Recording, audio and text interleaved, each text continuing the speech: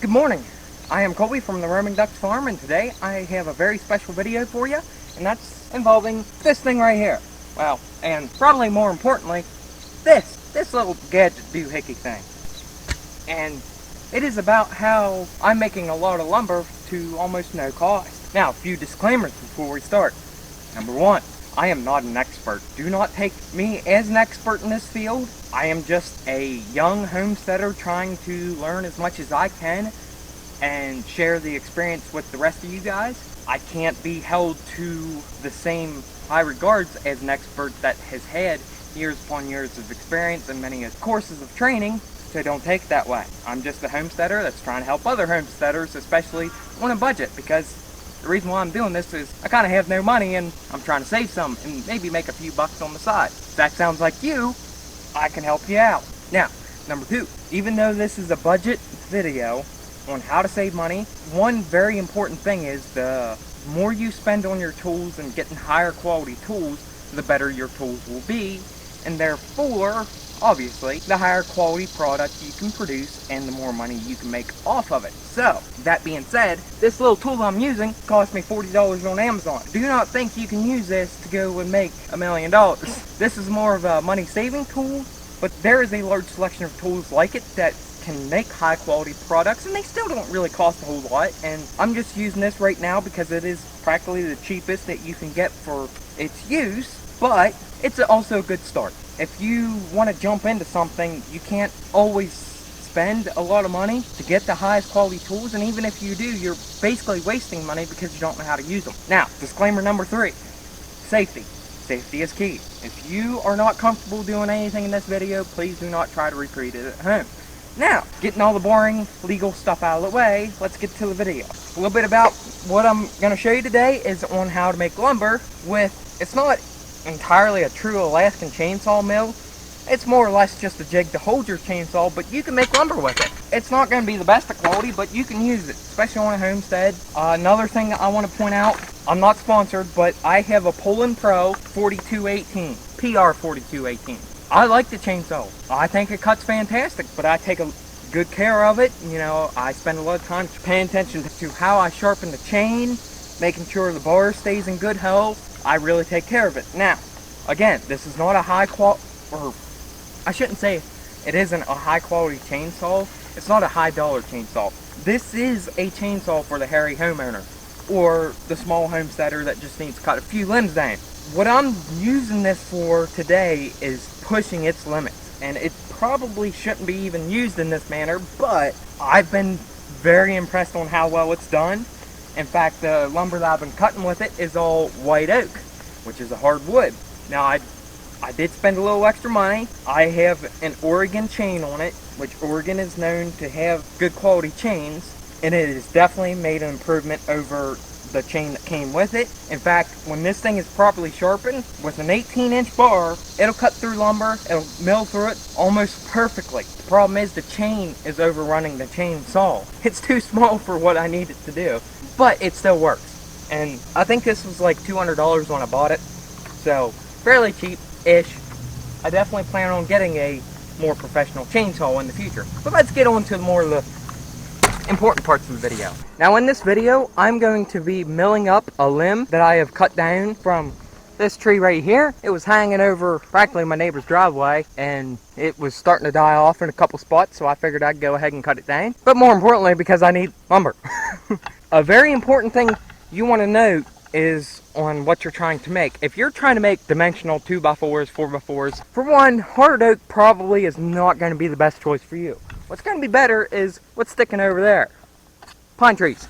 However, if you're making dimensional lumber, number one, probably ain't the best to use a chainsaw mill. And you can make it work, but it just takes time. What I'm making is just posts. I know that seems kind of boring, but the milling session I had the other day, this is probably the best quality one I had. It's not perfectly square, but this is what I've already milled up. In fact, you can see the other things I milled up. This is going to be a bunch of wedges. Thick on that side, thin on the other. When you're chainsaw milling, you need wedges. Like a lot of wedges, especially if you're using like a Grandberg style chainsaw mill. Not necessarily so much on the style I have here, but you'll still need wedges. Number 2, probably for your first project, make yourself a set of sawbucks. They're not very difficult. In fact, I probably went overboard with what I was milling up, but all these I milled. I tried to go for like a 2x4 style. I mean, you can definitely see with this one, it's not square at all, but that's okay. Use your waste products or the products you make as a mistake, use it as a tool.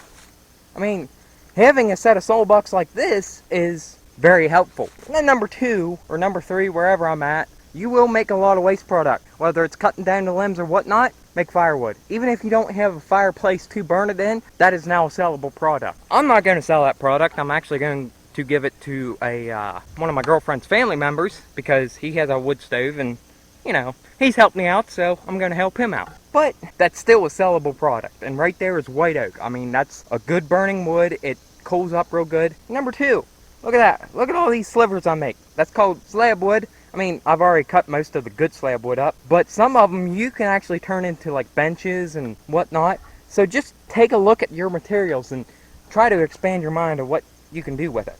Now I know I'm probably starting to sound boring, so let's get into some cutting. So if we come over here and I look at this limb, it's a little curved at the base, but it straightens out. I see 3 sections I can make, each about 6 to 8 foot long. One section, probably cut from here, mill that into boards, probably 2 2x4s or 1 4x4. Another section from here to possibly this knot, because looking at that's an imperfection in the log. It's probably going to be hard to deal with. So this little section right here is probably just going to become firewood. Now from here to here, I could probably make 2 4x4s out of it, or just plane it into 2x6s, and the only way to start is to get going. So how about I do that? Now another point that I made earlier, some tools actually make your job easier. To keep your bar from being pinched, like having a hydraulic jack or something to put under the logs is nice, so you can keep the pressure off of it. In fact, I'm going to move it so I can cut that end off. I will go ahead and cut my sections real quick, because I want to make a good point here that some of your wood is going to be heavier than others, especially hardwoods. This white oak, I can't move that limb around. There is no way. If that was pine, I could probably drag it, but being green white oak, not going to happen. So cutting it up into sections is going to be very important. And then on top of that, I can set it on the sawbucks and make a better quality product. So let's do that. Let's go ahead and cut her into a few sections. Now, of course, safety first. So, safety glasses and earplugs. I really should have a shield on, but I do not own one currently. I used to, but I don't know where it went, so I have to go get a new one. If you can wear a shield, you should. And another thing is, especially if you do a lot of cutting, or really any cutting at all, you should have good quality chain resistant pants. They make pants just for people that do a lot of cutting with a chainsaw. They will catch a blade if it comes into you. Now, those are high dollar for the most of them. I do not have a set. I do plan on getting a set, but right now I just have a pair of jeans on. Now, jeans aren't perfect, but they are definitely better than just your typical sweatpants, polyester, whatever it may be that's just plastic. Are these pants going to protect me from this chainsaw? Definitely not.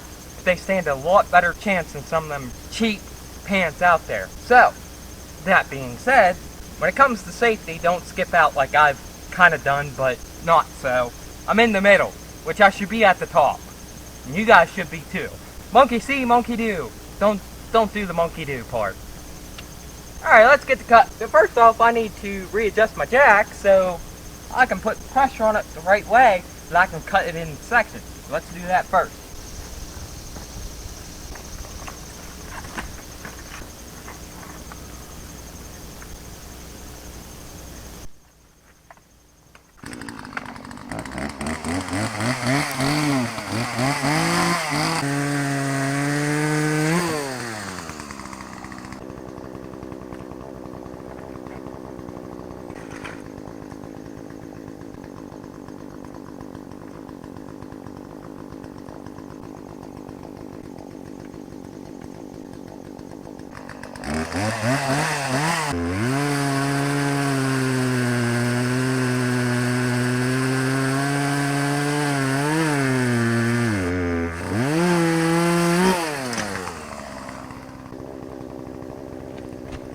That falling off has kind of screwed me up, but we can get past it. I at least got 2 sections here I can go ahead and mill up for you guys. Might do that one off camera, I don't know.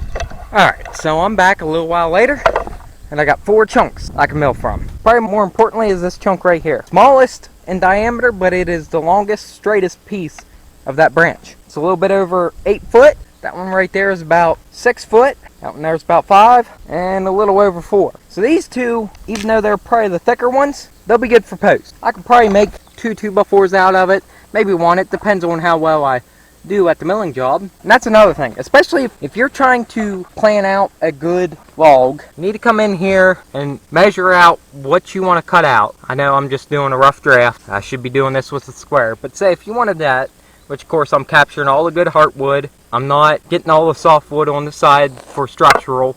I'm cutting that off. I would be cutting it off. But if you're dealing with just doing rough cut stuff for simple posts, you don't necessarily need to focus a whole lot on that. But if it is for structural things, you definitely really need to pay attention to what you're cutting from your log. In fact, see right here, it's a little bit of rock. So this probably wouldn't be the best log to use for a structural set. But in my case, I'm just going to use them for posts. And to be quite honest, it's just practice for me to learn how to use my chainsaw mill a little bit better. As I said earlier, I am by no means an expert, but I'm just portraying that it is possible to do stuff like this on a lot cheaper than what you may think. So we'll mill these ones up real quick, then the last one we'll do is that one right there, because we want to make sure that that one's the best we can do. So the equipment you need, the start of the show, the little $40 clamp, depending on which one you buy, it might be a little bit different. There's supposed to be 2 bolts on this side that you'll tighten in, which I've gotten rid of because one broke and I tried to tap it, didn't work out. Again, going back to the higher quality, better product. There's set screws on the other side that you'll use to clamp onto your chainsaw. But let's show you how this works. If we do that, that's all there really is to it. And you take it. Of course, I ain't got my set screws with me. No, I do. See, it even comes with a handy little toolkit. It's quite simple as getting the chainsaw into place, coming over here to the set screws, and tighten them up.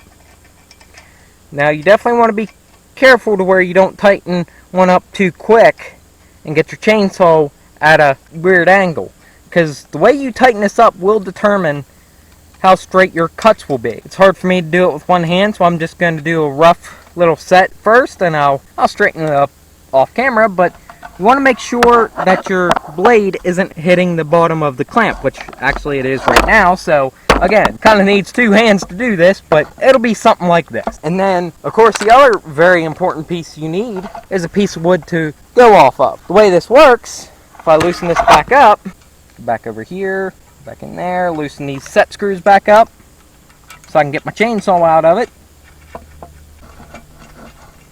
It's a really simple tool. I like it. It's handy. Another very important thing is I can't lift these logs up, especially the bigger ones and the longer ones. If you're like me, you don't have equipment, you don't have the strength, this thing's awesome because I can set it up anywhere. So if that log is down, put the board across, put the chainsaw on it, and off you go. It's very important to me to have mobility. Unlike a typical bandsaw mill, you may have to have the infrastructure to drag it in there, and even then, how do you get the log across it? So we have a clamp on the bottom there that is adjustable with these 2 bolts. There are multiple bolt holes for different settings. Ideally, the wider the board that you set it across, the better it will mill, especially with angling in and out. If you have too small of a board, it will angle in and out very much. In fact, I probably still am using too small of a board. This is like a 1x3, and ideally you need a 2x4. I think that is about the max that this jig can do, is ride on 2x4. So, you get it on there, run it across many a times.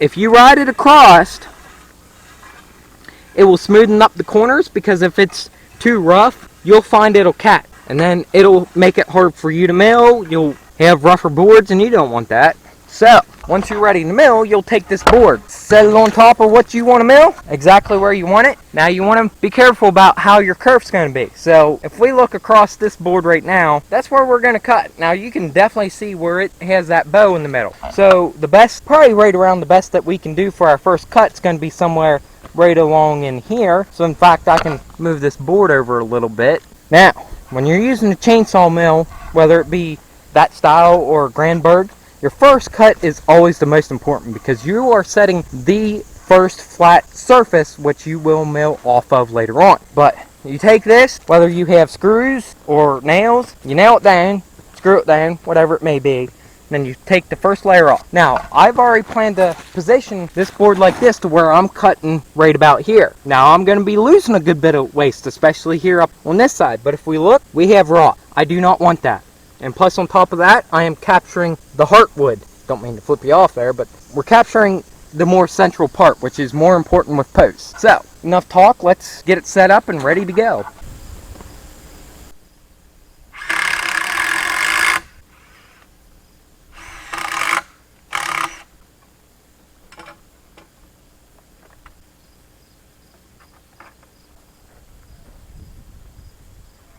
I spent a lot of time in how I clamp that jig onto the chainsaw, because how you clamp it on there can determine how well your cuts will be. And even though I'm just cutting these for posts, I still would like to make them square. Again, it comes back to having practice, and you got to make sure that thing is clamped on there square and perfectly. But I think she's ready to go, so let's give her a shot.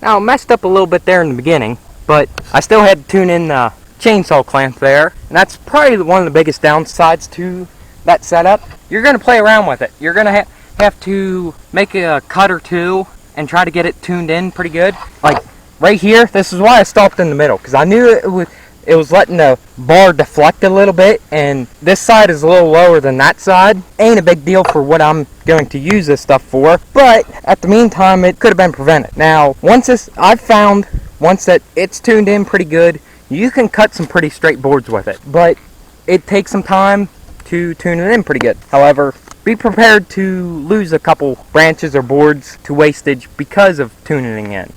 But that's okay, because you know what? Like this piece right here, I could easily cut it up for firewood and be done with it, but you know what? I see a bench right here. Something to sit on, put a couple legs on it, live edge on the bottom with the bark, keep it on. Somebody might want to buy a little bench like this. Or, you know what? I might want to keep it on my own homestead. But there's another thing that's important, and that's this stuff right here. Sawdust. If you're on a homestead, you got animals, you need bedding for them. Right here it is. It's free. It's a byproduct of what you make for boards to even make the housings. So, best bet, save this stuff. Put it somewhere where it'll stay. And even if you have nowhere to put it, let it out in the open. Because in a year or two, this will be good compost for a garden. It's good soil. Or can become good soil. So if you want to do anything on a homestead to really boost your productivity, whether it may be for saving money, building houses, it's what we just did right here with that thing and that little jig. Let's make your own lumber. It's hard work, it's tedious, but it is definitely worth it. I hope you guys enjoyed this video and maybe learned a thing or two from it. I guess I'll get the rest of this stuff milled up. Might take me all day, but I'll get her milled up. I just want to get it tuned in real good, so when I'm done with this 8-foot chunk, I can get a good 4x4 off of it. These probably just gonna turn into a little 4x4 fence post and a bench. Maybe, we'll see. Take some playing around with, but I think it's worth it. For $40, you can't beat it. And I would assume anybody on a homestead has a little chainsaw, whether it may be high quality or cheap like mine, it'll run just fine. You can definitely go out and get a rip and chain, one that does milling probably a little bit better than what I have, but I have a regular 1/2-inch cutting chain on it. It probably isn't the best. I could probably get through it faster and with a little bit smaller kerf if I had a good milling chain on it, but the only reason why it took me so long on that is because I was tuning it in for the first cut. I was also trying to take my time so I had a good first cut. Usually the cuts after that, I just put the board down for the straight edge, rip it across and go. And it does fine. So I hope you guys enjoyed, and if you guys want some more help on the homestead or whatnot, please give a like and a subscribe, and I'll help you out on the next one. Thank you for watching.